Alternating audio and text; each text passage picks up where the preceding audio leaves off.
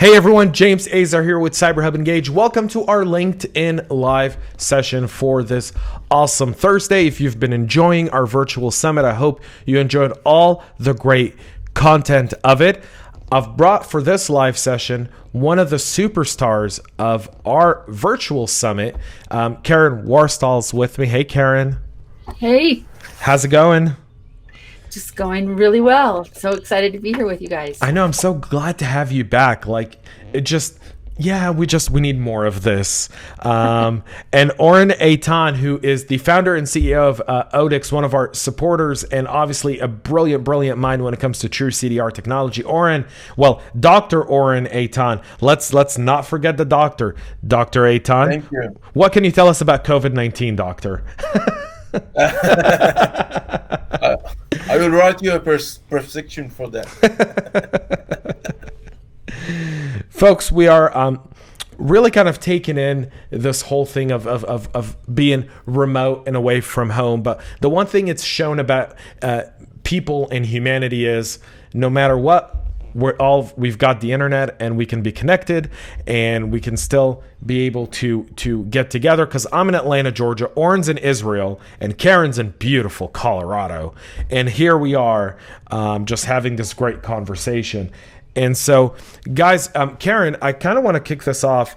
In your session at the virtual summit, we spoke a little bit about true CDR and the rise of ransomware. What can you tell us about some of the ransomwares that we're seeing, especially with some of the news today about, COVID-19 being a really big trigger of ransomware and a huge increase? How's that going? Well, cyber criminals are never one to miss an opportunity, right? So we've created some opportunity as we've really pushed everything out in this working from home world. And here, one of the things that I like to tell our people when we come out and talk about ransomware is that if cybercrime were a nation state, it would be the 13th largest GDP in the world. So ransomware is the primary source of earning money. It's becoming the number one way. It's so easy with all the various spear phishing techniques and everything else that's out there. It's just way too easy to embed these kinds of attacks.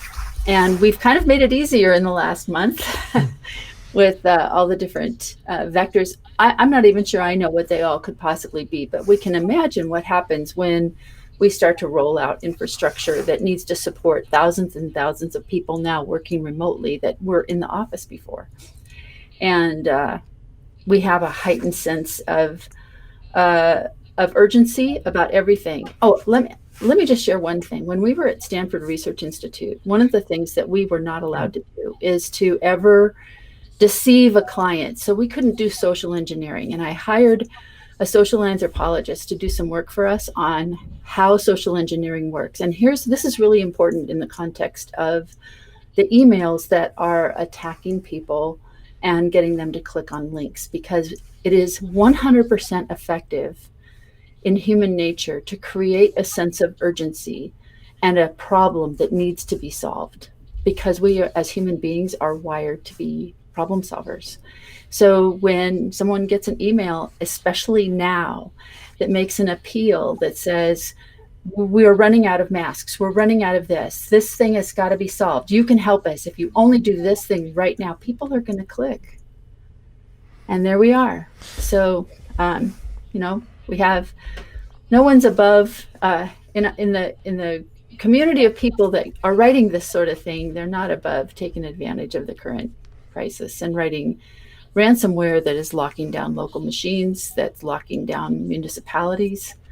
And I expect we're going to see that really take off. Yeah, I think, Oren, one of the things that we're seeing with the rise of ransomware, obviously, is the delivery methods haven't changed.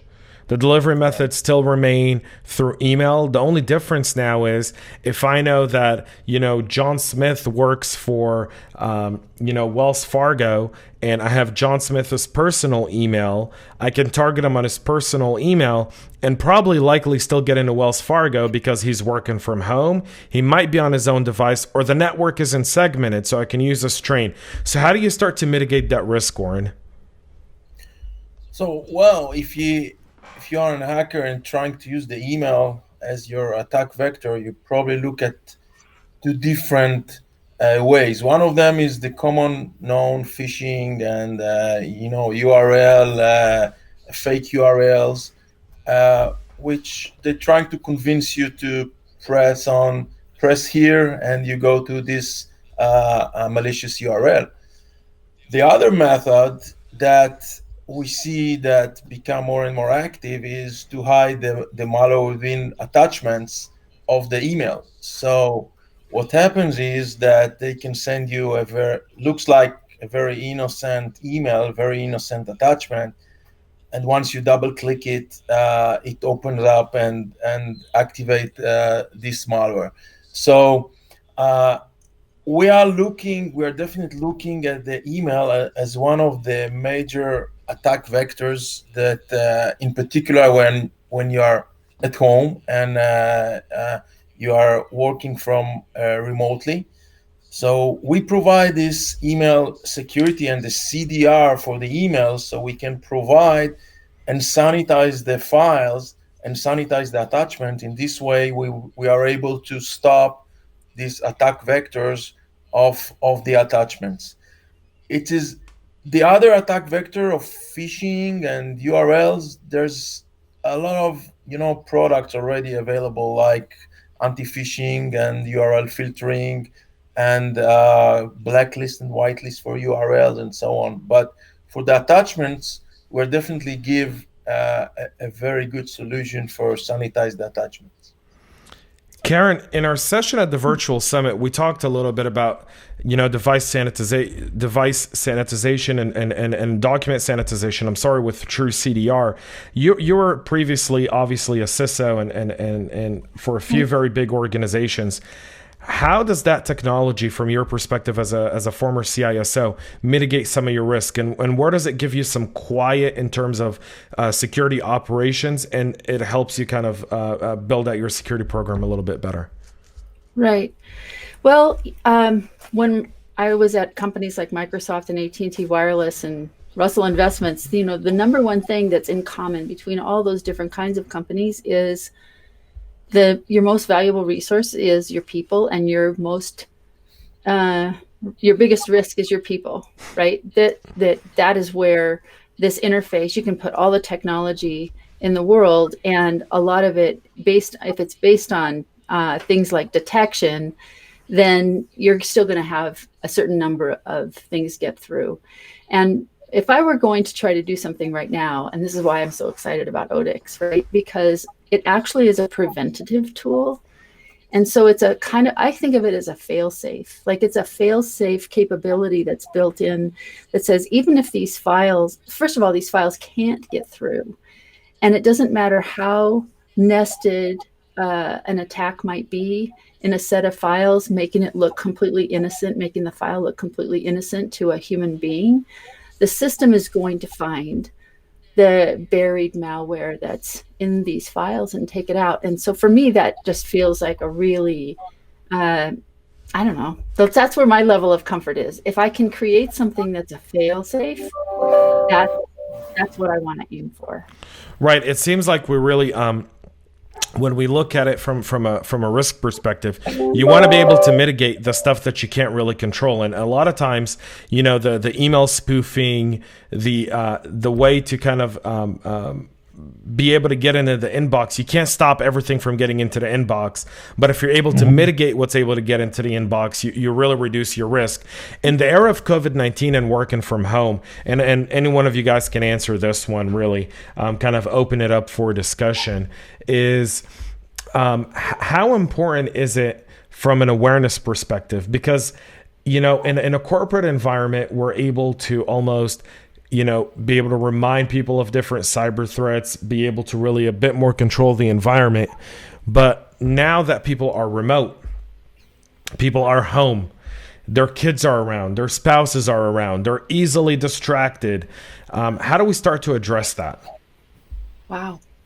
A very loaded question, but I didn't bring the best to give them softballs. We're in the big leagues, baby. We're on LinkedIn Live. This is the big leagues. Yeah.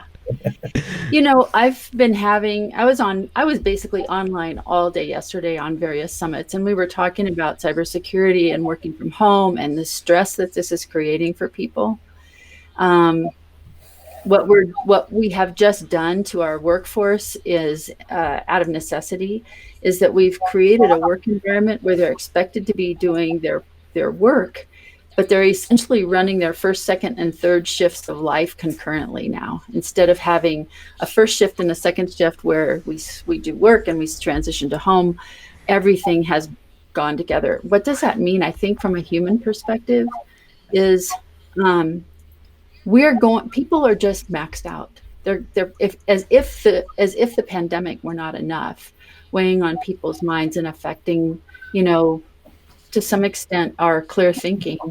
We have distractions like galore. So that's, I think, something that we have to really take into account, is that peppering people that says, don't forget to do this, don't forget to do this, don't forget to do this, is actually kind of not going to be very effective in this new environment that everybody's in. And we need to have those backup systems in place that are going to give them a level of assurance that even if their best of intentions and best efforts fail, to prevent something from coming in through the system, that we have a way of stopping it. Yeah, and I can add, when I'm looking at what are the trends that, working from home, what did it cause you? So usually when you're working with enterprises, you may have your VPN to your corporate network. So in fact, your laptop at home will be connected via the VPN. However, maybe this laptop will be used for other purposes as well. So in this case, it's important to hardening the policies and add more sophisticated tools in order to mitigate the risk from connecting these remote users. Another thing that I was thinking at these times, that a lot of organizations that were used to get people coming in and bringing forms, bringing in IDs, bringing whatever. Now they're all bringing this stuff remotely and electronically, and a lot of this stuff is a very good channel for hackers to insert malware. And on this particular avenue, we need to look at and protect, because it become a major way of people to communicate. So I think these are the trends that we are looking at odix, that we see that what's happening right now. Yeah, I think the trend is really clear, though, is as we kind of see how this develops, we know that this is no longer going to be a short-term thing. This isn't going to end next week or the week after next. We're likely heading into at least the end of April. We're now April 2nd, so mind you, we're talking another 28 days. That's 4 weeks for those who don't know, have a hard time doing math. 28 divided by 7 days a week, that's 4 weeks, folks. A week is 7 days, just for those who have lost track of time being at home, working from home. Some people have lost, traffic's lighter on Friday, but when you don't leave your house on Friday, you don't really know what Friday is anymore, right? So, James, I have one thing I'd like to kind of slip in there. In this new work environment, I think we have an understanding of how things have been, and now we're in a completely new situation. And I recorded a session yesterday with Alyssa Miller, who's a hacker friend of mine up in Wisconsin. And one of the things that we kind of had this epiphany about is when in the cybersecurity community, we've always had this problem trying to alert people to this is how bad it can get, right? People don't want to hear that message so much. And now we have a metaphor for it. Here we have this virus, right, that has swept the world. And there were people who were trying to say early on, this is how bad it could get. And there were others who were trying to dampen down that message. But my point of that is that it's a very difficult thing to try to get people's attention in time to say, this is how it's been, but that does not mean this is how it's going to continue to be. It could get this bad. And I think back to when we did the cybersecurity summit at Stanford Research Institute in 2000, and we had all of these people, including the head of Interpol and everybody there, and we were trying to say, hey, you know what? The time to try to get this fixed is now. Because if we wait, it's going to get so much worse. And here we are, right? So I think that one of the things about preventative tools that are actually blocking things and removing threats from the environment, even 0 days that we can't anticipate, that's super important, because we honestly do not know how bad this is going to be as we've switched to this new work model. If I were on the dark side, I would be doing everything I could to understand what the human dynamics and the network dynamics and everything are about what's going on with this. Sorry, that's my puppy. This new environment, and then trying to create exploits that nobody has seen before. That's what I would be doing. Yeah. Karen, you're absolutely right. I mean, it's so true what you're saying, because right now the dynamic is, for bad guys, it's really easy to go after in one of the sessions in the virtual summit, we spoke about kind of, let's do a quick risk assessment for people, right? Mobile devices, home networks, IoT devices. IoT devices have now, that are at home, that are sitting at a desk where before very little work was being done, and now all the work is being done. All the conference calls are being listened to. The people that have the Google Home, the Amazon Alexas, they're listening. I mean, imagine the amount of data that they're absorbing right now, with people sitting around their dining room table with their kids possibly, and an Amazon Alexa right there, and jumping on a Zoom call that's on speakerphone on their computers, right? While people talk about strategies, business continuity, advertising, sales, potential deals, development. There's so much data there that if I'm a bad actor right now, I don't know where to start. Like, it's Christmas in March. It's Christmas in April. That's what AI is for. Yeah. That's what AI and machine learning is for. I mean, the data mining opportunities that are available with all of the breaches that have happened lately the last 5 years, massive amounts of data, including things like passports and personal information about our habits, about where we drive, where we go, everything. That information that's out there, I would mine the daylights out of that and give me the information I needed to do very sophisticated attacks that slip under the radar. What I would say, slip under the existing detection radar. And that's why we really have to have something that's a whole different category. Yeah, I think this is going to take, true CDR technology.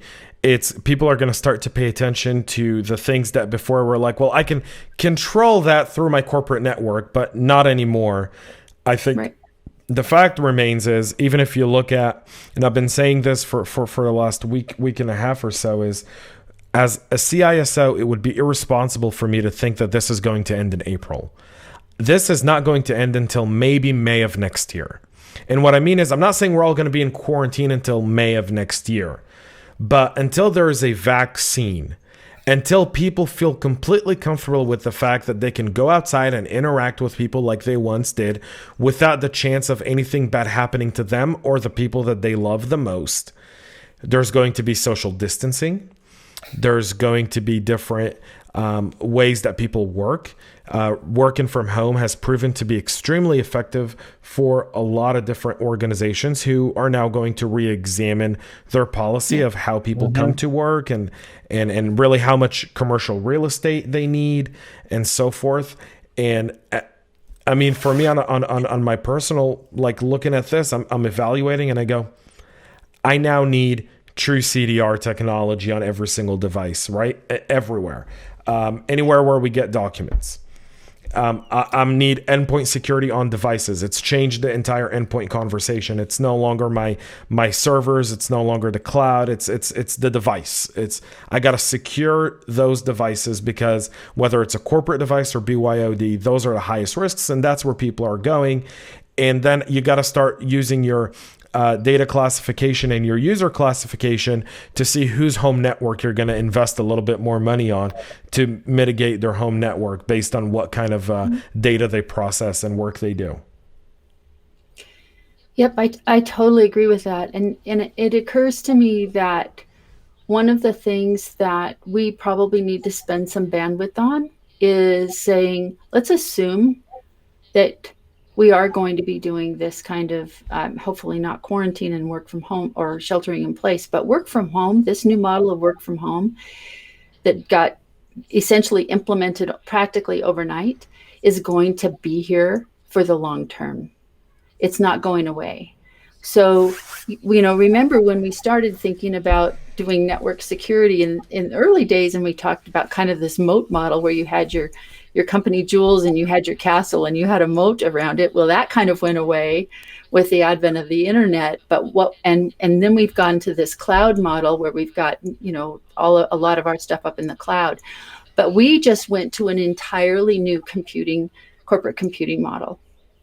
And I think it would serve us all to put our heads together and say, let's do a little bit of future thinking about what this model means. It affects our network, it affects our bandwidth, it affects the way we manage devices, it affects the vectors for coming in. And let's assume that's going to be the new normal, instead of assuming that some point very soon we might get to go back to the way things were. Because I think those marbles are on the floor, right? And we need to kind of sit down and go, this is the new reality. Like, now what? Let's think about what this means. Yeah, I completely agree, Karen. How does this mean? I mean, Oren, you guys, how has this impacted ODI? How were you guys prepared to deal with this? What did you guys do immediately? Because Israel was one of the first to really make things really hard. I mean, I was in Israel 2.5 weeks ago. I wasn't sure I was going to leave Israel. In fact, our meeting, Oren, went from face to face to over the phone, and we were in the same country. We were in the same zip code. That's because of different reasons. Yeah, that's correct. And I think what is happening that we see that we're also being approached. For example, I'll give you an example by Tel Aviv municipality. Tel Aviv is considered, I think, the most digital city in the world, and they utilize a lot of digital tools and a lot of services for their citizens. They approached us and they said, hey, we gotta get a real issue, because we no longer accept the citizen to come over. Everyone is sending us, tons of files of all sort of files, all types, and we would like to utilize your solution. So we deployed our solution in Tel Aviv municipality. So we sanitize all the uploaded files to the website, and we make them entering into their network when they are clean. So this is like one example. Another example on these days, when you look at, okay, what are the real necessary businesses and what's going to happen? So if you look at, for example, B2B businesses and e-commerce and so on, so it's double and triple, because everything is done electronically. So we also been approached just a couple of weeks ago by a company in Sweden. They're providing tools for e-commerce, and they say, well, the volume becomes so big, and they are concerned from hackers and attacks on this particular avenue. So we also deployed our solution in order to protect all the transactions that they have. So we see that, as Karen said, it's a new era, and it's a new time that it's kind of changing the way people doing business, changing the way people are work for home and doing business, and submitting papers and doing all paperwork. Everything will be done electronically. So it's accelerate a lot of the trends that we were said, okay, it will be like in 10 years. It really accelerated, and we see them right now, and we need to, and in odix we got really prepared for it, and I think we have a very good solution for it. Absolutely. Guys, I want to say thank you so much for joining me on this LinkedIn Live today. You guys are awesome. And I want to have like more of these conversations. I really do, because I feel like it's so important for people to have these conversations.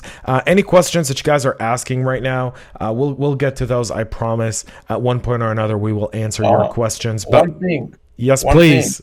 That we also would like to, contribute to the community, and we know that all the businesses are concerned. Sometimes they didn't know exactly what to do.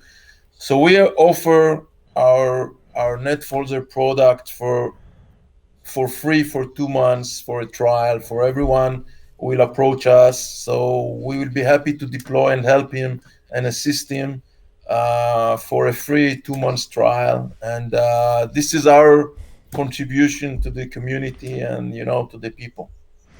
Oren, thank you so much. I think that's that's awesome for people to know. They can go to what's the website, Oren, that they can go to? It's www.odi-x.com. Awesome. Yes. odi-x.com. Oren Eytan, CEO. Karen Worstell, you're a legend. Thank you so much.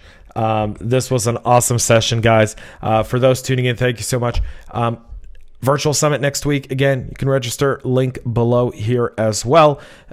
This conversation and a lot more will be there as well, so that you don't want to miss that. Until next time, folks, enjoy the rest of your Thursday. Tomorrow's Friday for those working from home, not keeping up with days anymore. Kids don't have school. People are closed in. People are forgetting what day it is. It's very easy to forget days. So I've taken it my personal duty to be a talking and speaking calendar. It is Thursday. Tomorrow is Friday. And then there's weekend. Yes, folks, weekend. And you can do some yard work for those that celebrate Passover next week. Get the last Passover cleaning stuff done. Easter weekend's right around the corner. Get ready for that as well. You get to celebrate without your parents this year, without your wife's parents possibly as well. There could be pluses to this, folks. There could be pluses to this. I've been saying in 9 months from now, we'll have the COVID babies and we'll have the COVID divorce cases. And I'm wondering what percentage is going to be higher. And so we'll figure that out in about 9 to 10 months from now when things get back to some sort of level of normalcy here. Until then, guys, thank you so much. I love this CyberHub community. Thank you, Karen. Thank you, Oren. And we'll be back with more later, guys. Thank you. It's great to see you guys.